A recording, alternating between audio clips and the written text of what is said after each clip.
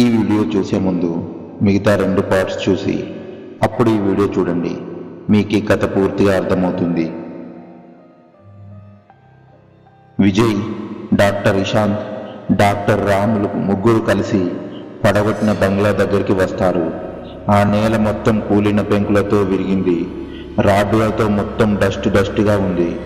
దాదాపు మొత్తం నేల కవర్ అయ్యేట్టు డేంజర్ బోర్డు పెట్టారు. అక్కడ సుందరం కొంతమంది కూలీలతో వర్క్ చేయిస్తున్నాడు. సుందరం: గుడ్ ఆఫ్టర్నూన్ సార్, మనకు ఇంకా కొంతమంది కూలీలు కావాలి సార్. మొత్తం 2 days క్లియర్ అయిపోతుంది. ఎవరిని దగ్గరికి రానివ్వట్లేదు సార్. భోజనం కూడా చేయలేదు. వెళ్ళి వస్తాం sir. Okay, now you can go. నేను ఉంటాను. అండ్ ఇది క్లియర్ త్వరగా కంప్లీట్ చేయాలి. మనకు గవర్నమెంట్ నుంచి ఎప్పుడైనా ఆర్డర్స్ రావచ్చు వేలం వేయడానికి. మధ్యాహ్నం కూలీలను తీసుకురా. Okay sir.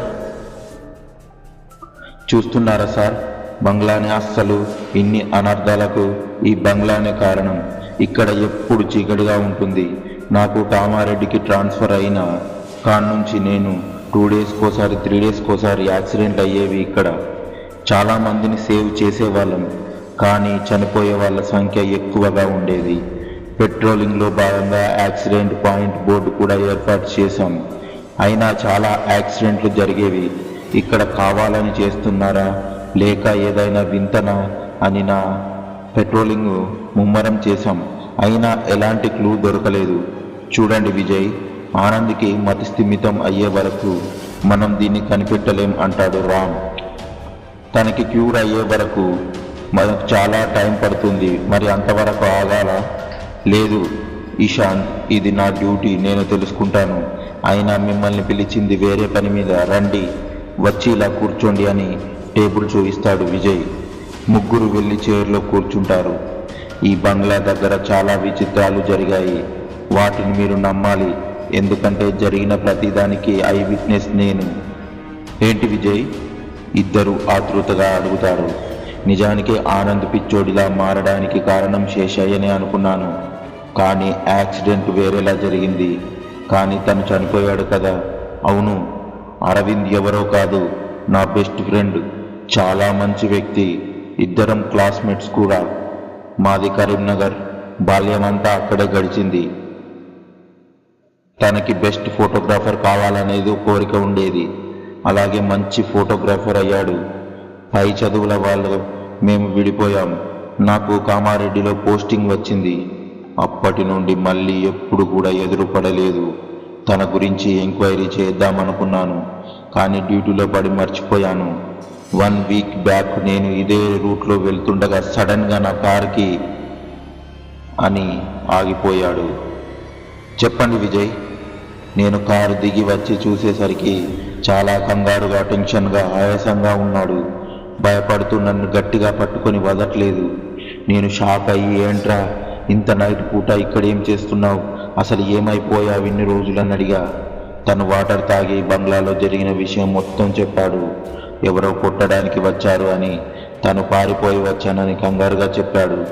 ఆగండి విజయ్, ఏం మాట్లాడుతున్నారు? తను మీకు ఎప్పుడు ఎదురుపడ్డాడు? 12:30 ఆ టైంలో డాక్టర్. మరి తన రిపోర్ట్లో నైట్ 11కి చనిపోయాడని ఉంది కదా. మరి మీరేమో పెట్రోలింగ్లో అంటున్నారు. మరి ఎలా సాధ్యం? అరవింద్ మాట్లాడడం ఇంపాసిబుల్. సార్, నన్ను కంప్లీట్గా చెప్పనివ్వండి. అదే విషయం నాకు మార్నింగ్ తెలిసింది సార్. బాడీస్ని రికవరీ చేయడానికి వచ్చినప్పుడు తన బాడీ చూసి షాక్ అయ్యాను. రామ్ అండ్ ఇషాంత్ ఇద్దరు షాక్ అయ్యి ఒకరి ముఖాలు ఒకరు చూసుకుంటున్నారు. అంటే నైట్ మీరు మాట్లాడింది ఆత్మతోనా ఏంటి విజయ్? అవునండి, ఈ విషయం నాకు మా ఇంట్లో కూడా ప్రూవ్ అయింది అని బాత్రూమ్ సీన్ వివరిస్తాడు విజయ్. అంటే అరవింద్ ఆత్మ మీ ఆవిడ ఒంట్లో ఉందంటావా? విజయ్ భయంగా అడుగుతాడు ఇద్దరు. ఏమో సార్, ఒకప్పుడు దయ్యాలు భూతాలు ఉన్నాయంటే అస్సలు నమ్మాలనిపించలేదు, కానీ కొన్ని రోజుల నుండి జరిగేవి చూస్తుంటే నమ్మాలనిపిస్తుంది. ఒక్కసారి ఈ వీడియో చూడండి అని మొబైల్లో వీడియో ఇద్దరికి చూపిస్తాడు. ఇద్దరు ఒక్కసారిగా షాక్. విజయ్, అస్సలు ఇలా ఎలా జరుగుతుంది? ఈ రోజుల్లో కూడా ఇలాంటివన్నీ జరుగుతాయా? అవునండి, తను ఆ రోజు వెళ్ళిపోయాక మళ్ళీ కనపడలేదు. ఆనంద్ చంపేశాడని ఫైల్ క్లోజ్ చేశా. ఇప్పుడు పోస్ట్ మార్టం రిపోర్ట్లో ఎలాంటి గాయాలు లేవు అని తెలుస్తుంది. అసలు ఎలా కనుక్కోవాలో అర్థం కావట్లేదు. కంటికి కనిపించనిది ఏదో నాతో ఆటాడుకుంటుంది సార్. దాన్ని ఎలా ఎదుర్కోవాలో తెలియట్లేదు. అవును విజయ్, ఆనంద్ ఫ్యామిలీ యాక్సిడెంట్ అయింది అన్నావు కదా, అది జరిగి ఎన్ని రోజులు అవుతుంది? దాదాపు 6 months అవుతుంది సార్. అందులో ఎవరెవరు చనిపోయారు? 2 అమ్మాయిలు, వాళ్ళ అమ్మ, ఇంకా ఆనంద్ ఉన్నాడు. ఒకసారి వాళ్ళ పోస్ట్ మార్టం రిపోర్ట్స్ పరిశీలిస్తే తెలుస్తుంది కదా, ఏమైనా క్లూ దొరకవచ్చు. ఎగ్జాక్ట్లీ. అయినా ఆ రోజు హడావుడిగా ఏదో చిన్న హాస్పిటల్కు తీసుకెళ్లాను. నేను ఆనంద్ని సేవ్ చేసి అర్జెంటుగా వర్క్ మీద వెళ్ళిపోయాను. మళ్ళీ తిరిగి హాస్పిటల్కి వెళ్ళి చూస్తే తను వెళ్ళిపోయాడు అని చెప్పారు. తర్వాత ఎంత వెతికినా తను కనిపించలేదు. చివరికి ఇలా పిచ్చోడిలా కనిపించాడు అంతే. ఓకే, ఏ హాస్పిటల్లో గుర్తుందా? తెలుసు, నేచర్ హాస్పిటల్. ఓకే సార్, నేను వెళ్తాను. But take care Vijay. ఆత్మలతో వ్యవహారం, ఏదైనా జరగవచ్చు. ఆనంద్ స్పృహలోకి వస్తాడు. నేను వెళ్ళాలి అని ఇషాంత్ వెళ్ళిపోతాడు. ఓకే సార్, నాకు కొంచెం వర్క్ ఉంది, ఏమైనా ఇంపార్టెంట్ ఉంటే కాల్ చేయండి అని రామ్ వెళ్ళిపోతాడు. వారిద్దరిని చూసి విరుకుంటూ వాళ్ళు వెళ్ళిన వైపు అలా చూస్తుంటాడు. ఇంతలో కంగారుగా సుందరం పరిగెత్తుకుంటూ వచ్చి, సార్, మన ప్రొక్లైనర్ డ్రైవర్ రాంబాబు అని ఆగిపోతాడు. ఏమైంది? డ్రైవర్కి ఏమైంది? టెన్షన్గా పైకి లేచి అడుగుతాడు. రండి సార్, రండి, మీరే చూద్దురు అని రాంబాబు ఇంటికి వెళ్తాడు. అక్కడ రాంబాబు శరీరంపై మొత్తం గాయాలతో చనిపోయి విగత జీవిలా పడి ఉన్నాడు. వాట్? ఎలా జరిగింది ఇది అని అరుస్తాడు. సార్, వీళ్ళు వర్క్ పూర్తయ్యాక సరాసరి ఇంటికెళ్ళారంటండి. బయటకు వెళ్దామని వాళ్ళ ఫ్రెండ్ వచ్చి చూసేసరికి చనిపోయి ఉన్నాడు. ఓ మై గాడ్, అసలు ఏం జరుగుతుంది? ఏదో ఒకటి త్వరగా తేల్చలేకపోతే చాలా ప్రాణాలు గాలిలో కలిసిపోయేలా ఉన్నాయి. ఏదో ఒక మహమ్మారి అయితే బలంగా ఉంది. దాన్ని బయలు చెయ్యాలి అని వాళ్లకు దహన సంస్కారాలు డబ్బులు ఇచ్చి హాస్పిటల్కు బయలుదేరుతాడు విజయ్. మధ్యలో వెళ్తుంటే రామ్కు కాల్ చేసి జరిగింది చెప్తాడు విజయ్. చూడు విజయ్, ఇది నార్మల్ ఇష్యూ కాదని అనిపిస్తుంది. ఇందులో మెయిన్గా నువ్వు అన్నింటికి witness, so be careful. So this is my duty. నాకు చావుకు పెద్దగా భయం లేదు, కానీ నాకు కావాల్సిన వాళ్ళు ఇందులో బలైపోయారు. ఎవరిని వదిలిపెట్టను సార్ అని ఆత్మ అయినా సరే ఎవరైనా సరే కొంచెం ఎమోషనల్గా అంటాడు. విజయ్ సరాసరి ఆనంద్కి చేసిన నేచర్ హాస్పిటల్కి వెళ్తాడు. అక్కడ డాక్టర్ని కలిసి ఆనంద్ గురించి ఎంక్వైరీ చేస్తాడు. Hi sir, how are you? I am Vijay. గుర్తుపట్టారా? హలో మిస్టర్ విజయ్, గుర్తుంది. అండ్ ఆ రోజు మీరు సేవ్ చేసిన వ్యక్తి కనిపించారా? ఆనంద్ కదా తన పేరు? అవును సార్, నాకు ఒక ఇన్ఫర్మేషన్ కావాలండి.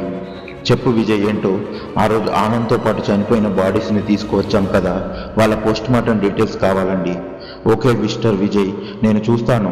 టోటల్ 3 బాడీస్ కదా, 3 మహిళలే ఉన్నారు అని కబోర్డ్లో వెతుకుతూ ఉంటాడు డాక్టర్. ఇంతలో విజయ్ ఫోన్ రింగ్ అవుతుంది. ఎక్స్క్యూజ్ మీ అని విజయ్ ఫోన్ ఎత్తి హలో అంటాడు. ఒక్కసారిగా గట్టిగా ఏడుపు వినిపిస్తుంది అవతల నుండి. రాణి, ఏమైంది? ఎందుకు ఏడుస్తున్నావు అని కంగారుగా అడుగుతాడు. ఏమండి, ఇంట్లో ఒక్కదాన్నే ఉన్నాను, భయంగా ఉందండి అంటూ కరెంటు కూడా పోయింది, త్వరగా రండి, ఇంట్లో ఏవేవో సౌండ్స్ వినిపిస్తున్నాయి అని ఏడుస్తూని చెబుతుంది రాణి. ఓకే ఓకే, కంగారు పడకు, వస్తున్నా, కొంచెం అర్జెంట్ వర్క్ ఉంది, ప్లీజ్ బంగారం ఏడవకు, వస్తున్నా, 10 నిమిషాల్లో నీ ముందుంటా, నువ్వు ఫోన్ పెట్టేకు, అలాగే మాట్లాడుతూ ఉండండి, ప్లీజ్ ప్లీజ్ అని దీనంగా అడుగుతుంది. 2 నిమిషాలు లైన్లో ఉండు, వస్తున్నా. ఈ వీడియో నచ్చినట్లయితే లైక్ చేసి మీకేమనిపించిందో కామెంట్ రూపంలో తెలియజేయండి. మరిన్ని వీడియోల కోసం సబ్స్క్రైబ్ చేసుకోండి. Thank you for watching our videos.